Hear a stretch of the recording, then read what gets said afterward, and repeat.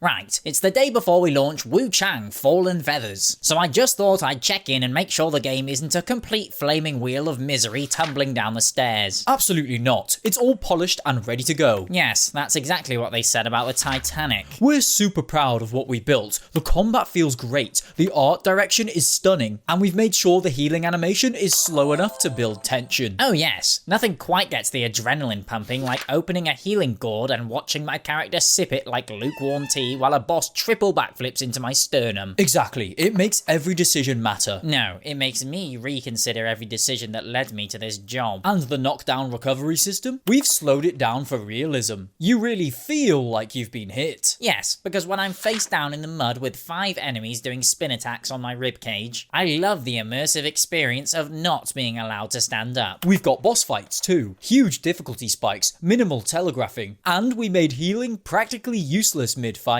Ah, so it's less Souls-like and more suffering simulator. Very avant-garde. Oh, and you'll love this. Most boss arenas are nowhere near the shrines. Let me guess, long runbacks. Painfully long. Sometimes with platforming sections. Sometimes a cheeky ambush. Always a delightful sprint through death traps. I see, because what people want right after failing a boss for the 12th time is to spend 3 minutes redoing a platform puzzle designed by a cryptid with a grudge against fun. We thought it was important to respect player time by wasting as much of it as possible. Of course. Why hand players a checkpoint when you could hand them a series of elaborate hoops to crawl through whilst being shanked by crow demons? And the elevators? Properly slow. Gives you time to reflect. Some take nearly a full minute. A minute? What are they powered by? Hamster wheels? And just as a funny practical joke, once you ride up, it doesn't go back down. Oh, naturally. God forbid we show the player a courtesy. But the level design? It's really interconnected. Like Dark Souls. Yes, in the same way a tangled pair of headphones is interconnected. I've seen less backtracking in an election campaign.